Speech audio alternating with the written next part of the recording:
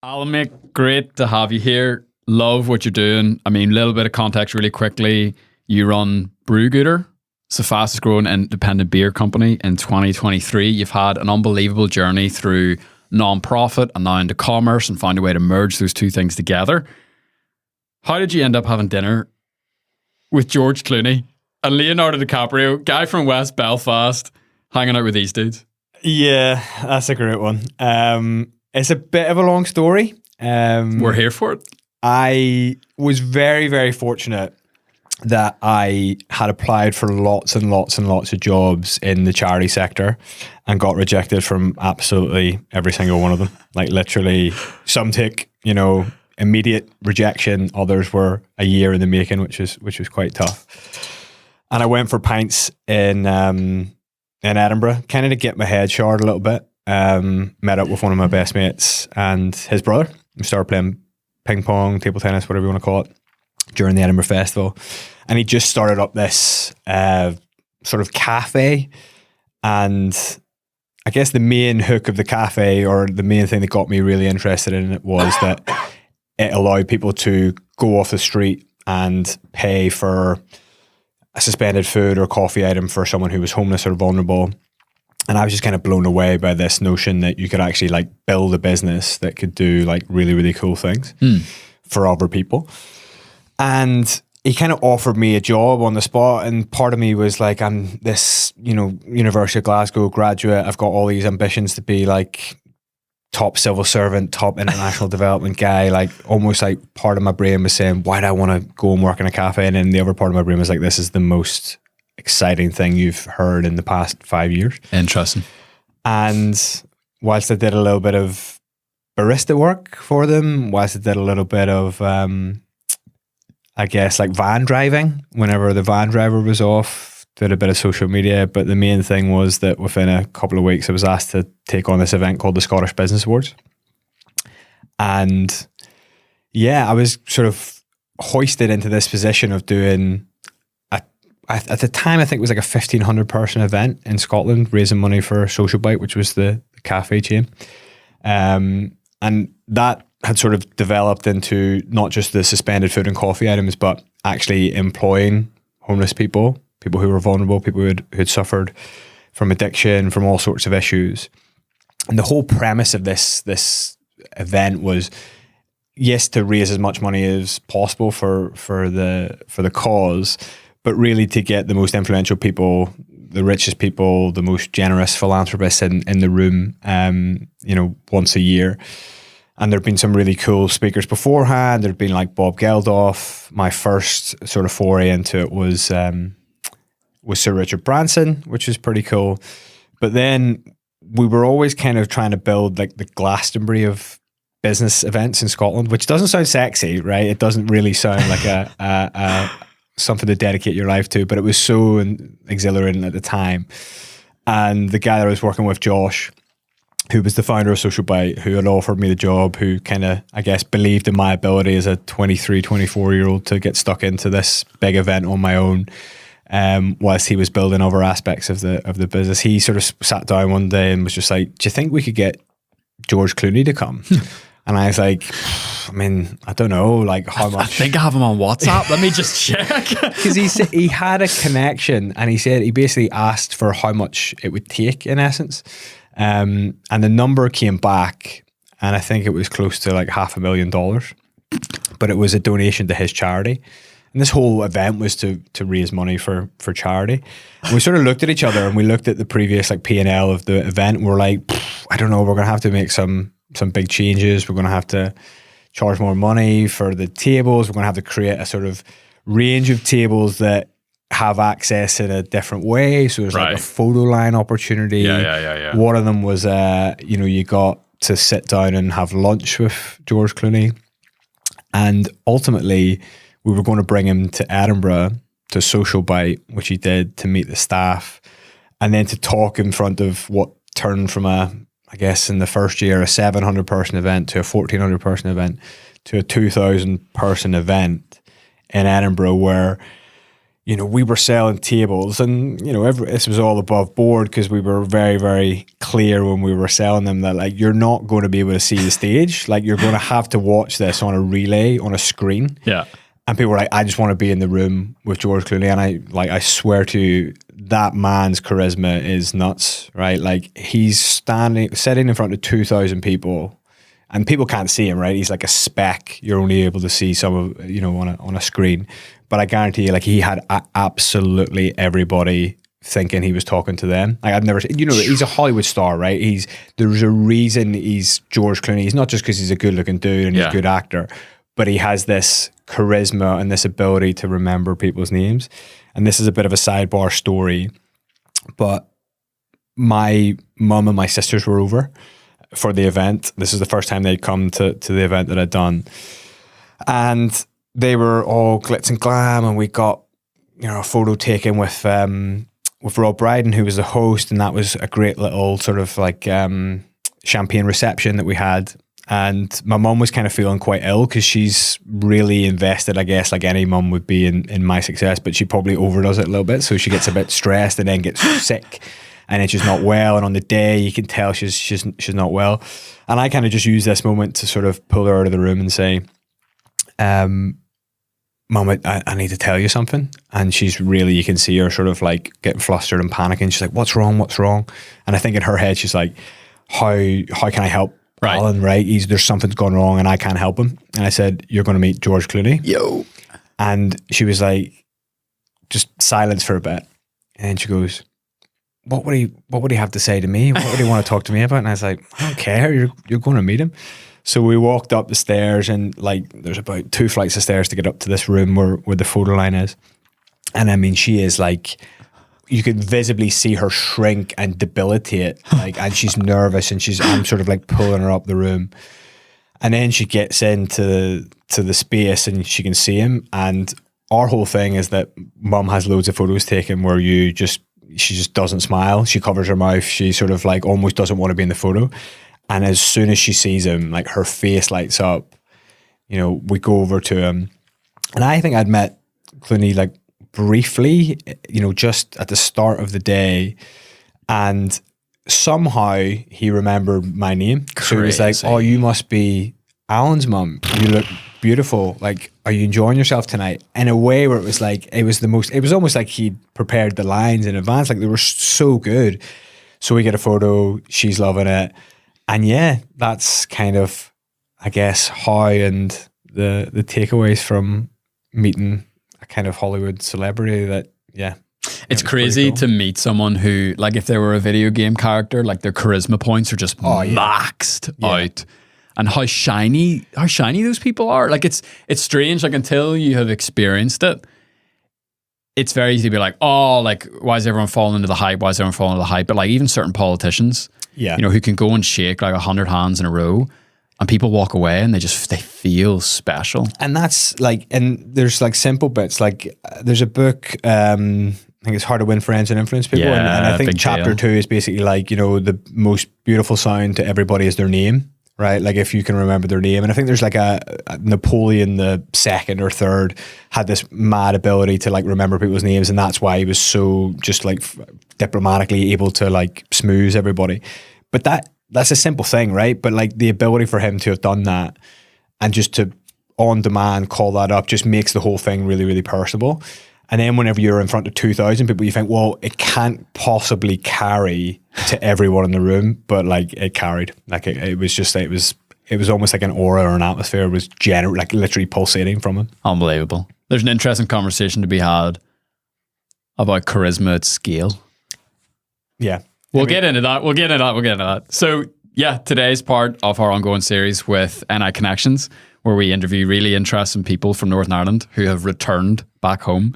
That's why whenever you were out there, I was like, bro, I can't believe, like, because you just moved back to Northern Ireland when? Yeah, in January. So what, Amazing. 3 and a bit months strong. I'm yet to see a sunny day proper, but yeah. It's coming. April. Don't worry. It's coming. And NI Connections, they're the diaspora department of Invest NI. And so their mission is to connect the Northern Irish community around the world. And their big mission is to basically like provide resources and tools to help people move back home. So they've got resources like how to move you and your family back home after living overseas, how to move to Northern Ireland for the first time, how to set up a business here, and hundreds and hundreds of interviews and profiles featuring like the expat community of this place is insane. Like this isn't part of the thing, but like, you ever heard of Neville Isdell? No. Mate, I have such an interview to send you after this. Please do. So Neville is like born in Downpatrick, moved to South Africa pretty young, ends up at age, I think 60 or 65, global CEO of Coca-Cola. That's nuts. Isn't that nuts? Yeah, and I'm like, he's 15 minutes down the road from us. That's some journey. Like. So we love this series because it's kind of like, we often joke, it's like a little bit like a treasure hunt where it's like, what Northern Irish people can we find all around the world? There's definitely going to be like a 6 degrees of separation, like Kevin Bacon scenario going on that you could probably connect to, like literally within 2 steps, you can get to Coca-Cola, the CEO. 100%. So yeah, look, niconnections.com is where you can sign up to their free email newsletter. They pump out some really, really interesting content around, like we said, Northern Irish people living overseas. And if you are considering moving to Northern Ireland for the first time or to return back home again, it's the place to check out. So we love doing this series. We love sitting down with guys like Alan who have gone on their own hero's journey, their own returner's journey. So West Belfast, what was your home life like growing up? What was your childhood like? And specifically, where does this deep and very clear desire to serve come from? Yeah, I mean, I guess the first thing to say, and this is not to solicit pity or sympathy or anything like that, it's kind of just to set the scene, is that like when I was younger, 1.5, my dad passed away during the Troubles. And on one hand, like there's a loss thing there, right? There's no question. But on the other hand, there was a massive gain, I think, in my life as well. I had 2 older sisters who were 12 and 16 years older than me. I had my mum, and I basically then, I think overnight almost in that scenario, went to having 3 mums. Right. And like having one mum is good enough, right? Like if you've got a really, loving mother, I'm sure it's not everyone has that, but when you do, it's a very valuable thing. But when you have effectively, that squared, right, or more with 3, and who play different roles in your life, you ultimately grow up in an environment where every single day you're told how much you're valued, how much you're loved. That, and this is the thing that I think always kind of sticks with me, is that I was always told I was the best, but not, the inference wasn't that I was better than anybody else. It was almost like if you understand, like the nowadays parlance would be like, you're enough.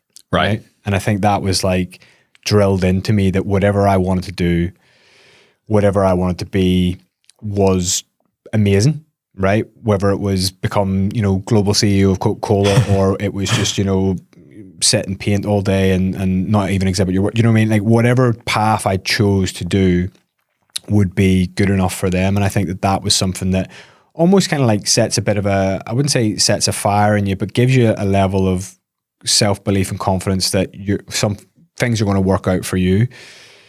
And then I guess growing up in West Belfast, I loved it. I played football, every day out in the street. I grew up with friends, with, older, their brothers, et cetera, et cetera. I have a cousin who is still a big part of my life, I guess, in terms of, I didn't have any brothers when I was growing up, and he was born prematurely, and we were almost, he was about 4 years older than me, but we grew up together to a certain extent where we were probably like, I guess, the same age and, mentally and stuff like that, which was great. And he inspired me to be an Arsenal fan, and I just loved him. And he just had this social EQ, which was just, phenomenal. And I always felt like I was growing up with people to look up to and people to be encouraged by.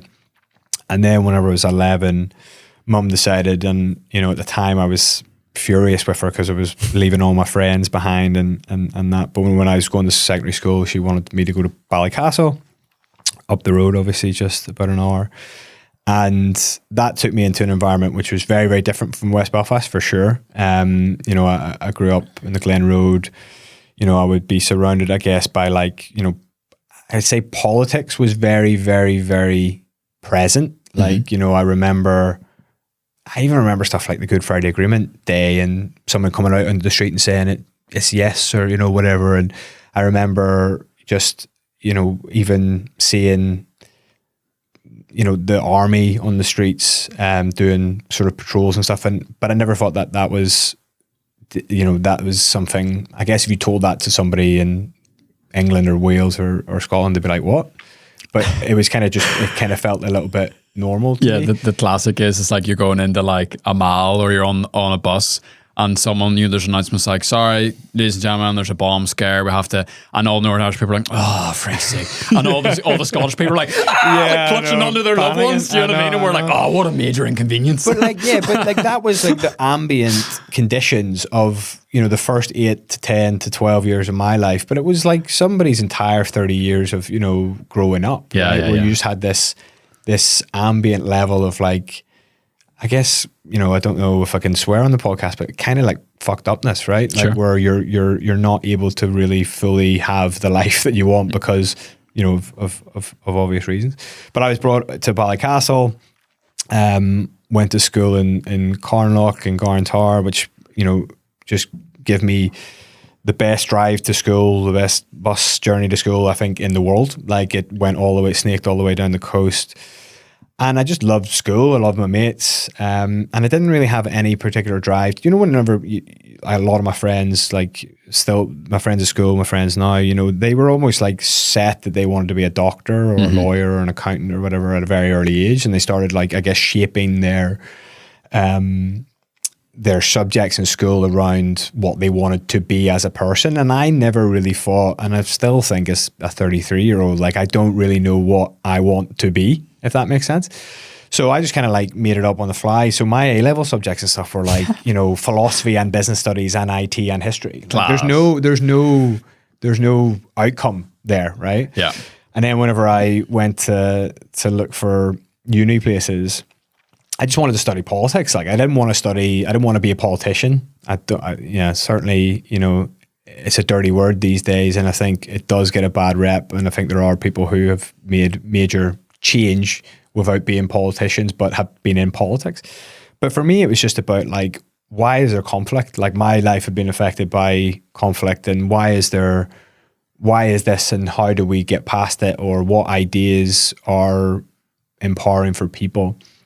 And then to choose my university, the actual university, like everyone like looks at UCAS and stuff, and that's fine. But my guide was the NME, the music magazine, New Music Express, which is probably defunct now, to be honest. But I was, a little country bumpkin by the time I was 17, and I was getting this magazine about indie music every Tuesday. I'm paying pretty handsomely for it now when you think about how they probably give it away at tube stations, if it's still going. And I would flick to the back and I would see all the bands that I wanted to see were never playing in Belfast. They were always playing in London, Manchester and Glasgow. And London just seemed like it would be too big. I would get lost there and it just wouldn't be what I'd love to do. Manchester, as growing up as an Arsenal fan, I thought, I just couldn't be surrounded by United fans. Like genuinely, like that was a big part of the rationale. And now I think it would be, I don't want to be surrounded by Man City fans. So I'm glad I never went and stayed. The double-edged sword. Yeah, exactly. You can't win, literally. And then I looked at Glasgow and I thought, you know what, it's kind of similar to Belfast, right? Like for good and for bad reasons. Mm-hmm. It's a short flight away. It's a boat away. If I ever got homesick, I could come back. And yeah, I just kind of decided to go to Scotland, and it was a pretty transformative experience. I went to university. I loved it. I had a great degree. I had great friends. But I didn't really have anything on my CV in many respects. And this is where it kind of like comes into the question of like, how did the Brewgooder stuff kind of emerge? Mm-hmm. I think this is kind of where it gets, everything starts to come in together. Right. All those like different mini side quests that you've been building up, philosophy, politics. Exactly. How that all merges together. What was it like? It's hard to leave home, right? Mm-hmm. It's hard to leave a mum behind. Yep. It's especially hard to leave 3 mums behind. Yeah. So, I mean, you must have been pretty compelled to leave. Like I left at 18 as well. Like I left mum and 2 sisters behind, and like it's a big step. Yeah, I mean, that's an interesting thing. Like compelled, like was there something subconsciously or consciously driving me to newer places? I felt like uni should be an adventure to a certain extent. That you should, but almost like an adventure within boundaries, right? Like I could, I didn't go to London.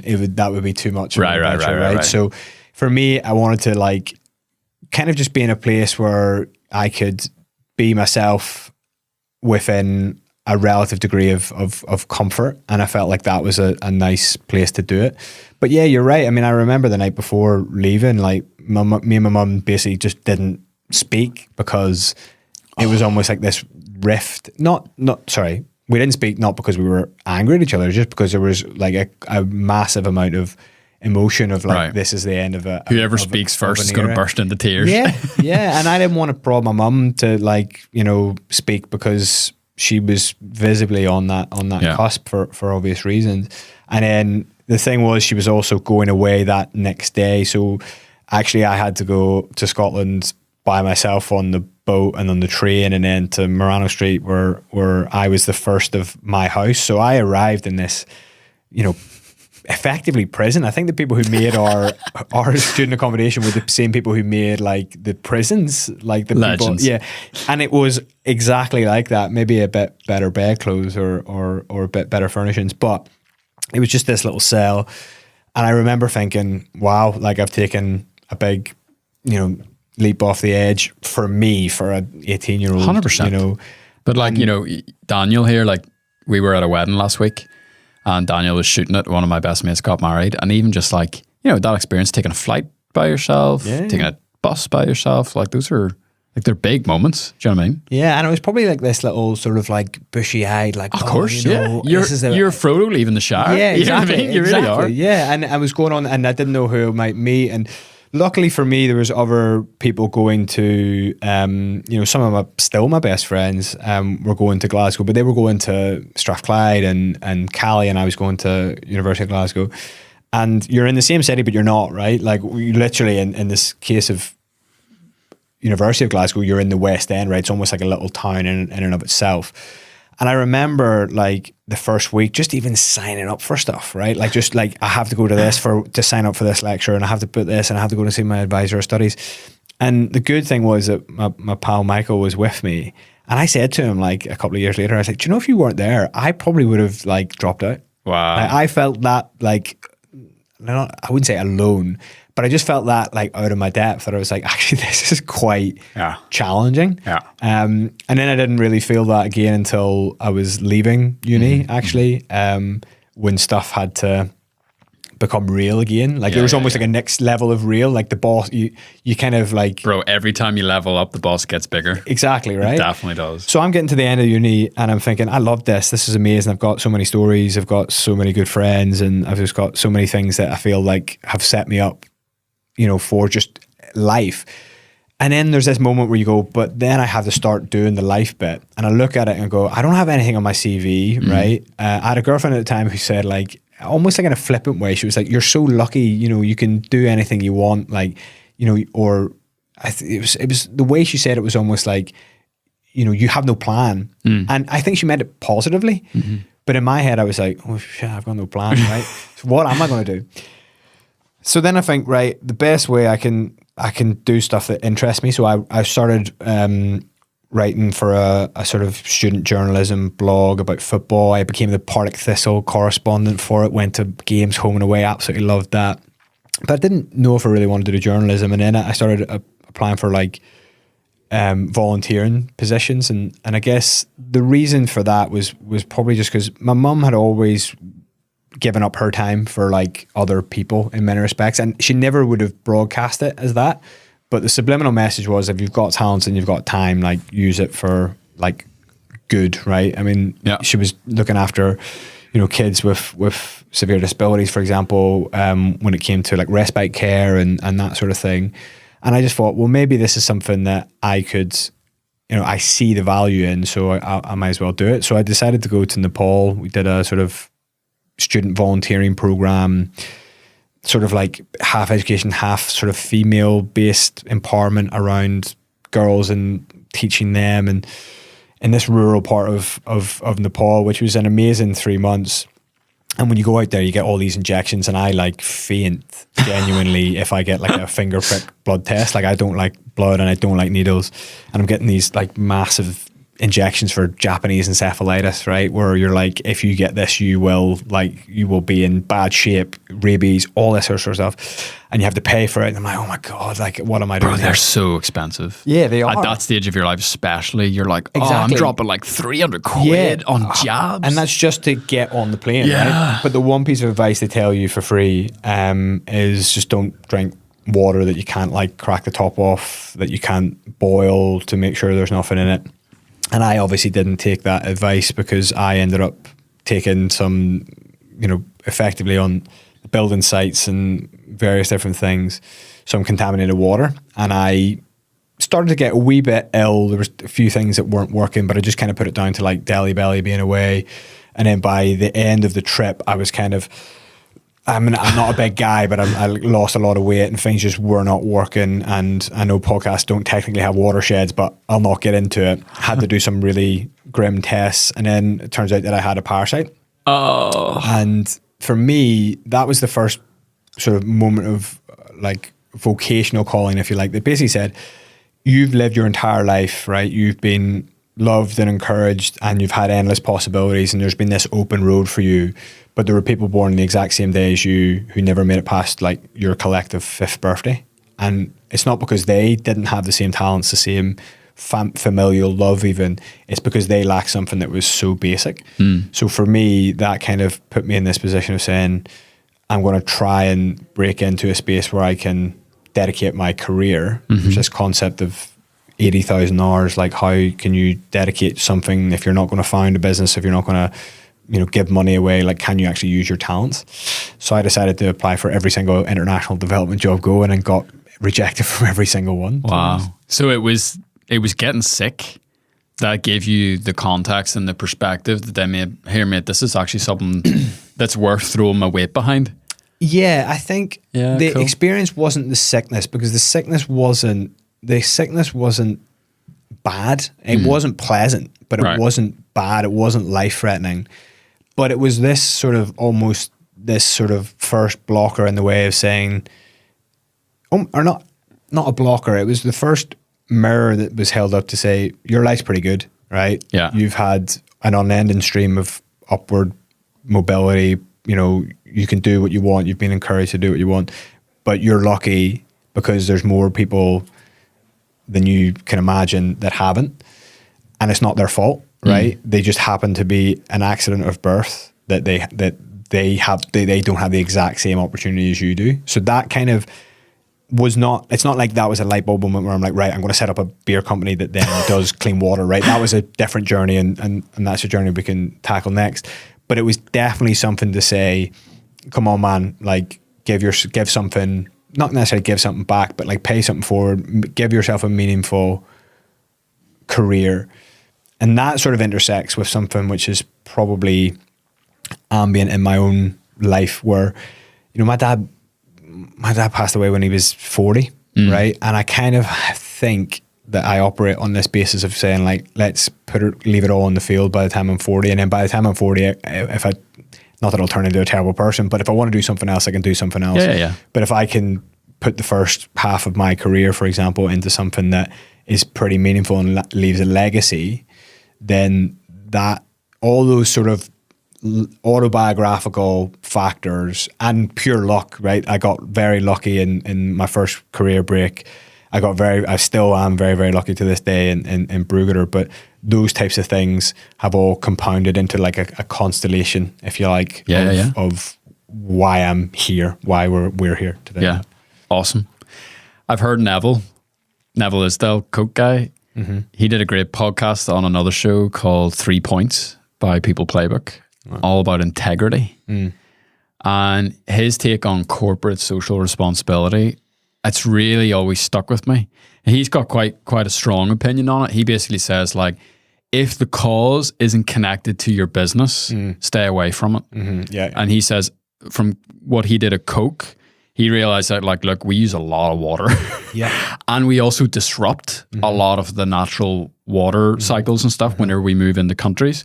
So we should throw as much as our weight possible to not only rectify the harm that we cause or potentially cause, but also make it better. And I just think, you can like look for the stars aligning and like and conspiracy like way too much, but it's so interesting that like one of your kind of origin moments was contaminated water. Yeah. And now you run a beer company? Yes. That literally like is doing good. It's in the name. Yeah. So like I think it's interesting. There's multiple different, justifications about why we do what we do. And just to recap, we have the Brewgooder business, and for every single pint, bottle, can, 4-pack, whatever we sell, we contribute to our foundation, which then does effectively people-oriented work for communities to effectively just to brew a kind of a fairer world. Yeah. That's kind of our operating, But in essence, you could also go back and say, well, water. So we do a lot in water for those obvious biographical reasons from my perspective. But brewing started in many ways in the West because water was not safe enough to drink, right? So there's this circularness to it. Then there's this notion where you're saying, right, well, we're taking a quite a water intensive, we probably operate on 4 pints to every pint water to beer. But then we're unlocking, 10 times that in projects. So there's almost this like sort of balancing act that we're doing, and minimizing the footprint is definitely something we want to do as much as we want to do the maximizing thing. But even that is like that's not the reason, the symmetry of it is not the reason I started it. The reason I started it was when I went from per student to per graduate, I started spending money on 2 things. One of them was coffee, which I still do, and the other one was beer, right? I started trading into all these amazing craft breweries from the States, from all around the UK, from down the road, like stouts and sour beers and IPAs and 10% beers, all this sort of stuff. And all my pals were kind of like enthralled in this boom time for this industry. So we would plan our nights around where did the most interesting beer. Nice. And that was the subject of the conversation. So like Brewgooder is an idiosyncratic thing. It's like I had the water experience, I had the social bite experience, and I quite like beer. And I just decided, right, well, let's just jam those things together. Yeah. Do you know what I mean? Yeah. But actually it's a really interesting industry to be in because it's very dynamic. There was low barriers to entry. And we've done really well despite everything. But I wouldn't have done it just to start a beer company. Like I certainly would not have done that. And that's not anything against beer. That's more just because I just felt like there was a moment or an opening where I could express myself and all these things in something that I could at least be sustained about being an interesting day-to-day thing. But then the more I thought about it, I was like, well, what is it about beer that's actually quite a powerful thing? And for me, it's like, it's the heart of like social occasions. Yeah. And whether it's alcohol-free beer, whether it's alcohol beer, it's never here nor there. You meet up in the pub to have a pint with someone, to catch up, to commiserate, to celebrate, to watch the football, to watch the sport, to watch the rugby. And even in the most like masculine cultures where people don't talk about their feelings or, maybe that's not what they do, you still have this scenario where somebody goes and buys a beer for somebody in a round, and there's an implicit thing there which says, I trust you, or small L, love you enough to give you this, with the understanding that at some point down the line you'll also want to reciprocate that. And I think that that's such a powerful social, I don't think there's any other category from a consumer goods point of view, other than maybe coffee, but I don't think it's the same thing, where you have this inherent social power within it, and all you need to do is use it in a more explicit way to make like pretty cool things happen for people. Yeah. I think the comparisons between coffee and beer are really interesting, and the contrasts, I should say. And I love how you were interested in both. I guess like barista better doesn't have the same ring to it as Brewgooder. Brewgooder. You could use brew. I think that's the beauty of it. You can almost use brew. Oh, in this both could be ways, a few years down the line. The side hustle. Okay, interesting. But for me, like, even if you like, I'm really interested in like male-on-male communication and men's mental health and how men open up. And if you think about even the dynamics of a coffee shop.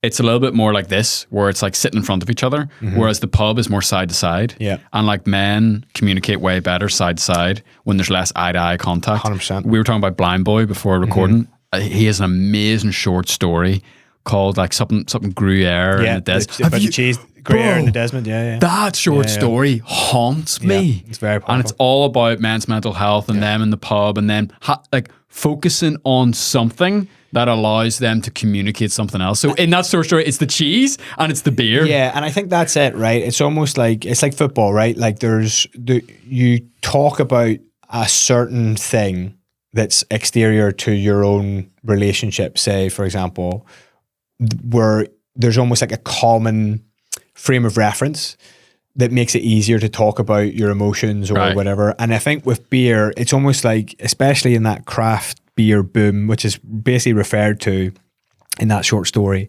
is like you can almost say like, I have a real interest in this one thing and I can show like I'm in the know, or, you know, I can recommend something and someone will go, oh, that's delicious. And it's a reflection back on you, right? So there's almost like this game that we're all playing where, you know, something that's exterior to us actually helps us bond, you know, on a very, very, it's kind of like level. It is a weird comparison, but like, you know, like football cards and football stickers where it's like, look which one I find. Amazing. Oh, that's a rare one. Or like Pokemon cards, something like that.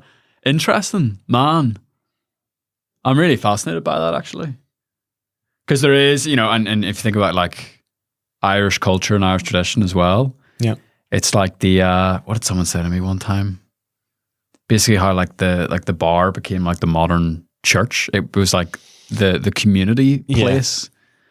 Macklemore, this is just going way out there now. Macklemore's got an interesting song called Neon Cathedrals, where he talks about basically how like the bars become the church and it's where people congregate, and like the bartender is the priest, and so many rich stuff in there. And I think what's amazing, like, I mean, it's probably just a sign of where I am in my drinking journey as well as my life journey, but like when you go for a Guinness, I think, and this is not a advert for Guinness, despite what I'm about to say, is basically like there's almost a repository.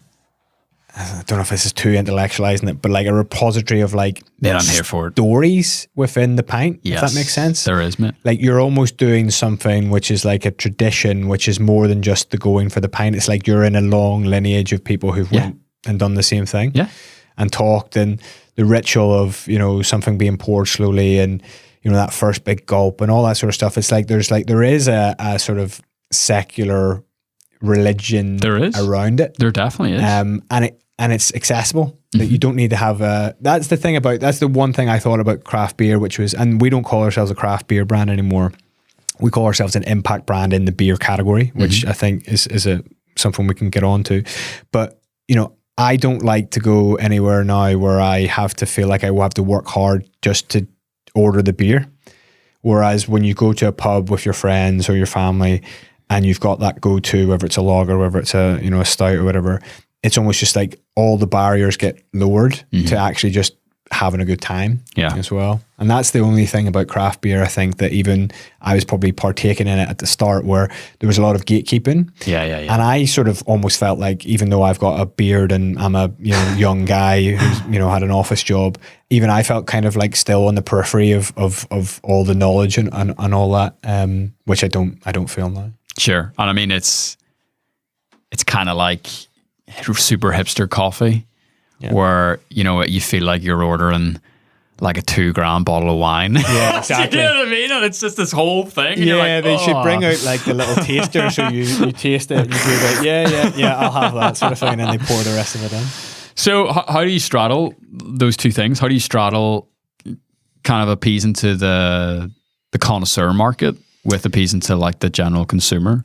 Yeah, I actually don't think we do appeal to. I mean, I don't think anyone who drinks Brewgooder. Tell me that. I think, like, I mean, if I could answer that, would be far further on. We think we have a hunch, right? There's the people we target, and then there's the people that actually drink it. But in the main, they're younger, they want more accessible, taste-driven products that effectively make them, that their drink choices or their brand choices say something about them. And obviously we've got, we look different from the rest of the craft beer brands that we compete against. We're a bit more toned back, a bit more retro into sort of modern look. But we make accessible beers. Like most of our beers are between 4% and 4.8%. And actually our most successful beers are 4.3% session IPA. And they just want uncomplicated quality in that sense. But I think they want to associate themselves, whether it's that flex or whether that's, I drink this beer, this says this about me, about the ethics and the sustainability angle behind it. And yeah, they're younger, they're more diverse. Like all the data that we get back, and we're trying to build the company on insight, almost reaffirms what we're trying to go over. We call them the purposeful progressives, right? Yeah. People who, aren't prepared to sacrifice on any of the reasons why you would consume any product. So taste, quality, price, all that sort of stuff. But then they want that sort of almost cherry on top that we kind of give them. Yeah. It's like if I'm buying a product anyway, I may as well buy one that at least does some good. Kind of like the Tom's idea and very similar things like that. Yeah, I think the ones that we look at actually are probably three brands. Probably Patagonia, which is it is known by a significant amount of people for the environmental aspect of we're in business to save planet Earth. But you buy them because the quality is just quality. insane. It's cool. It's pretty effortless. It probably status symbol about it. Then you've got the likes of Tony's Chocolate Only, which is just a fun brand with delicious chocolate. Yeah. And in the wrapper, it'll tell you what it needs to tell you about its anti-slavery work. And then you've got Ben & Jerry's, which I think is our closest comparison, which is just a brand that exists to do good things in the world for people, but is playing in a really fun category like ice cream, where it can be silly and throw away, but it can also be serious. And ultimately, we kind of think that we just want to be a beer brand that does really cool things that beer brands do. Yeah. But actually, if you scratch away at the surface and you go down the rabbit hole, you'll see that like the pint that you're drinking ends up making something really, really cool for people. Yeah. And that's increasingly at home and abroad. Yeah. And that will only grow, I guess, the more people buy into that journey. But to win them over, we need to have quality, look good, feel cool in your hand, and be reasonably priced, right? Like can't be asking too much. And we think we're making really good progress on that. Like we win quality awards all the time. And we call it beer washing now. Do you know the way you've got greenwashing, where people try to be more like Brewgooder in the beer space by greenwashing, and then we're like, no, we need to tell people that the beer's good and that you're not making a sacrifice. And I think that's kind of, once you taste the beer, you kind of think, okay, yeah, they've got that, but it's actually convincing that drinker who might go, well, if I'm being asked to make some sort of charitable contribution, then I'm probably making a sacrifice. Right. And that's a mindset we need to shift. It's a cherry on top thing. Exactly. Yeah, it's really cool. Man, I'm just speaking into existence an alcohol-free Ben & Jerry's beer collab. Yeah. Listen, you put it out there. No, we'd love to work with those guys for sure. We'd love to work with any of the people that we just mentioned. And I just don't think it's necessarily beyond the realms of possibility. We were included in B Corp sort of top 5% of companies for our community work. And actually, if you look at our peers in that group, they were Patagonia, Tony's, Ben & Jerry's.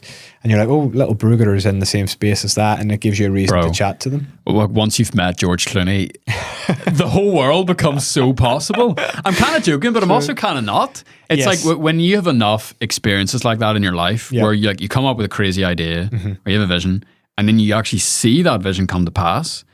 Like we kind of joked earlier about like life being like a video game. Every time you level up, the boss is bigger. It's like every boss that you knock down, you're like, yeah, I could probably have a crack at the next one. Yeah, and there is an element of that where I'm a big fan of doing like almost like gratitude journal type thing I try to do it every day, but it maybe doesn't work out like that. And one of the best things is just like a year ago, 2 years ago, 3 years ago, like what was your worry then that isn't your worry anymore? Class. And you realize, wow, I've done like really cool stuff. Yeah. Genuinely, even if it all ended today, like I could, like even if I was forced into retirement, right? Yeah. I was the equivalent of a big leg break for a footballer or whatever. Like I would still be like, I've had a decent career, but I also had a great apprenticeship, right? So the person that I probably haven't spoken about in terms of like a massive influence in me was Josh. Like he trusted me with a massive event to basically run it, and if it had any problems, come and ask him some questions, but just to run it as I saw fit and to build it and whatever. But I worked side by side on him with projects like Sleep in the Park, where we got people to like sleep outside in -7 in Edinburgh under 9,000 people under Edinburgh Castle, to basically call for a change in the Scottish government and their housing policy to build villages, literally villages in Edinburgh for homeless and vulnerable people. But that wasn't I worked with him for probably about 6 years, and nothing seemed impossible with him. Right. He said something one day, like, and I know it sounds a bit cheesy and a bit almost apocryphal, but I'm probably going to butcher it, but it was basically like, yeah, if you think big, like big things will happen. Almost like if you think really big, a medium big will happen. Yeah. Do you know what I mean? Yeah.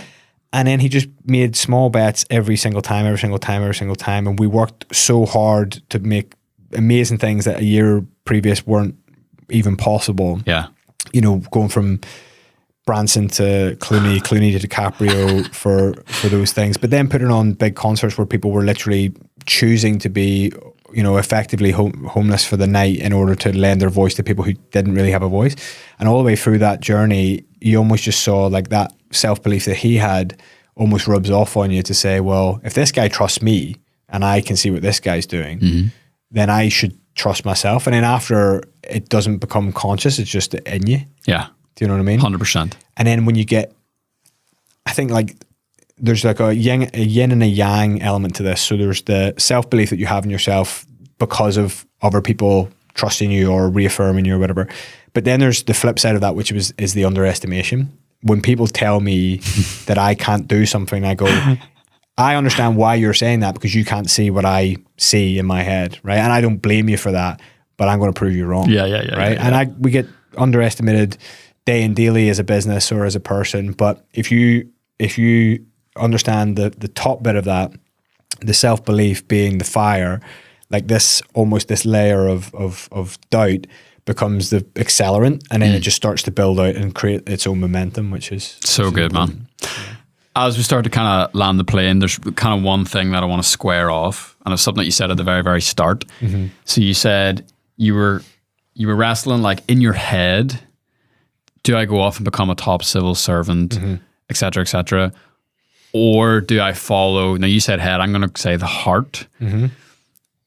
I know for me, like a big part of my journey has been squaring off business and making money and making an impact in the world. Because I, like you, left home at 18. I went to work with homelessness. Actually also did a trip in Nepal, like did earthquake relief stuff in Haiti, and I was like, this is going to be my life. I'm going to be a traveling nomad, documentary maker type, Nat Geo, non-profit, social impact sort of guy.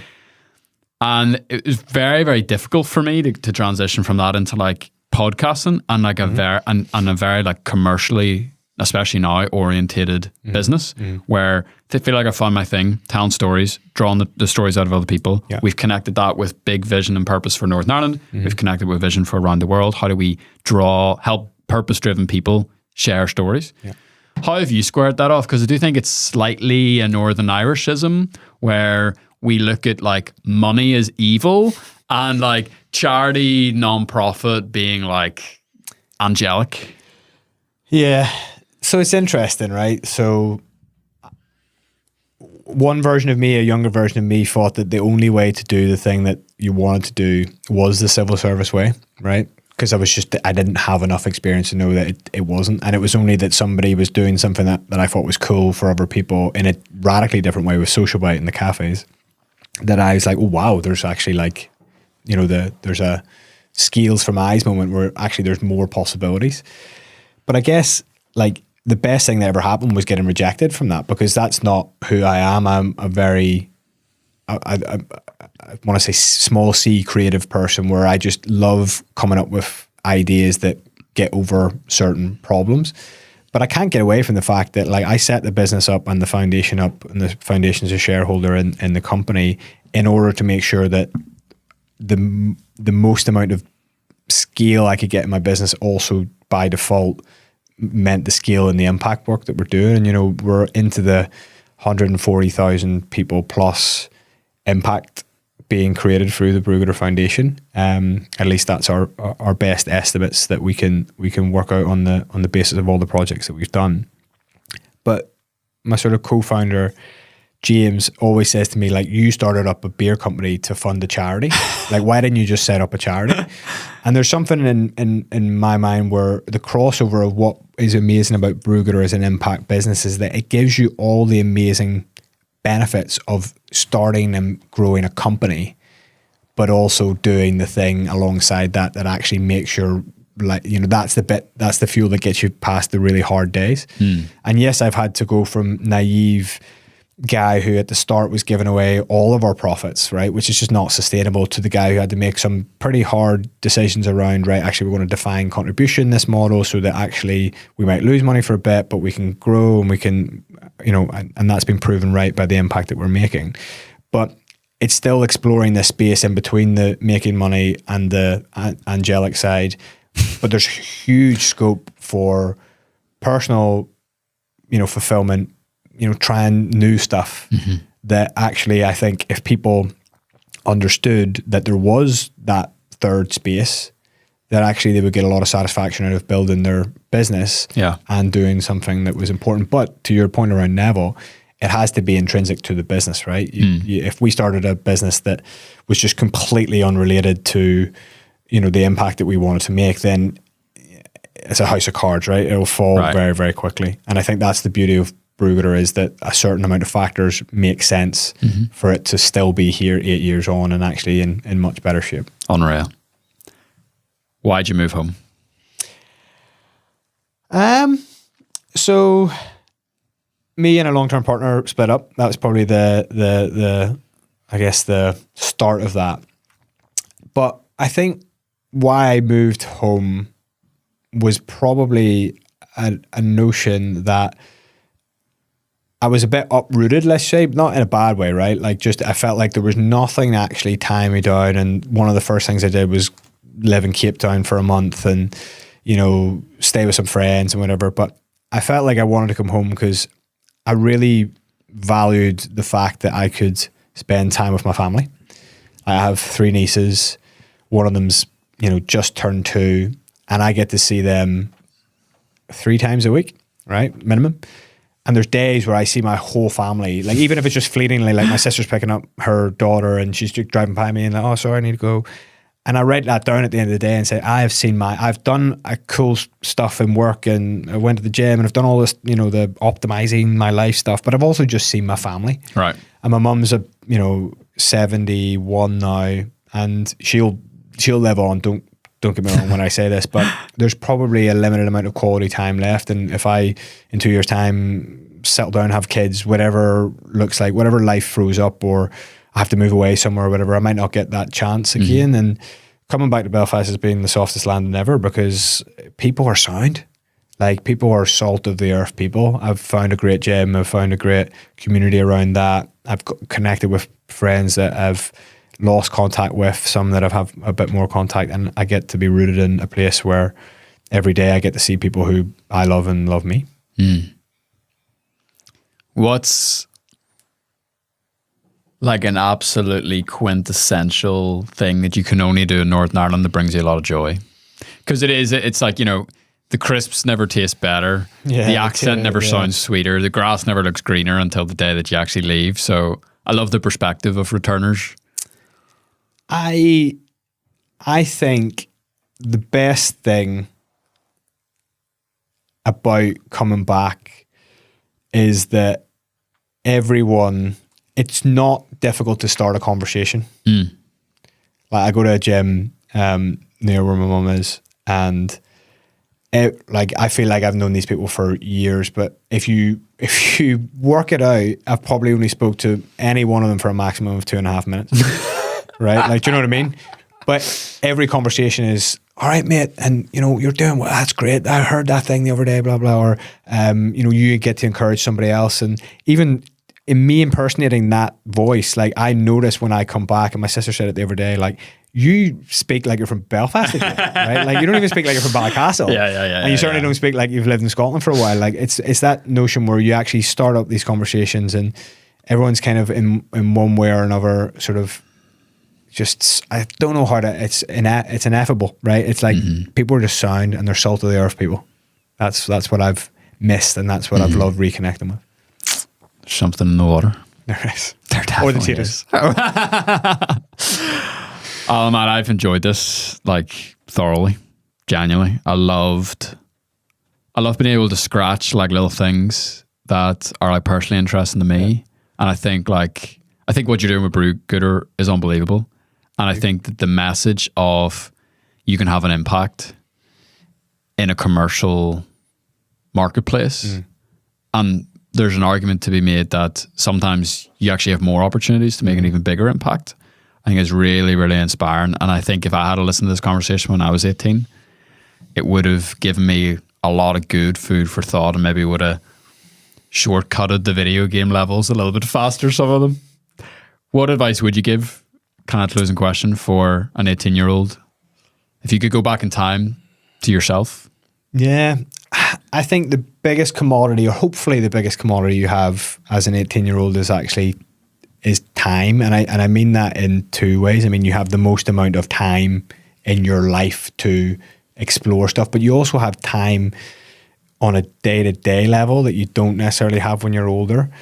And that time can be spent in many different ways, but to your point there, is like explore avenues of thought or fun or, creativity that you will never, like be aware that time won't last forever. That moment in your life won't last forever. So explore the most amount of possible scenarios that you can put yourself in.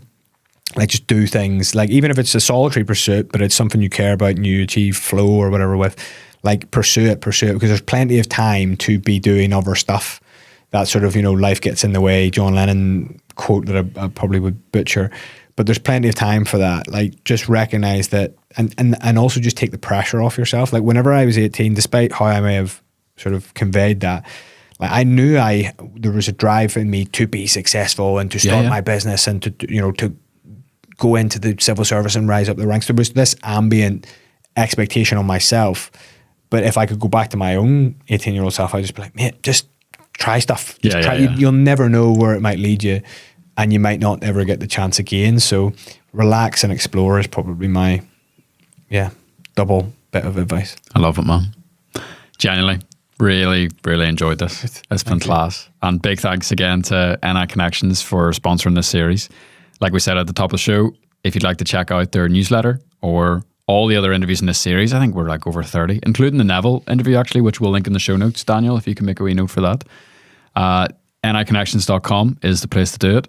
And again, if you're thinking about moving back home like Alan has, if you're long-time listener, zero-time caller, zero-time visitor to Northern Ireland, and you're like, you know what, this place sounds good. Sounds like a good place to start a business. The people sound great. Sounds like a good opportunity. You can head over to the website and find everything out there. Also, I'd like to give a thank you to Kieran May for hosting the Rising Tide event where Alan and I met. Really, really cool. So shout out to Kieran. And thanks to you, Daniel, for producing today's episode. And thank you very much for listening. Have a good one. Cheers, Alan. Thank you.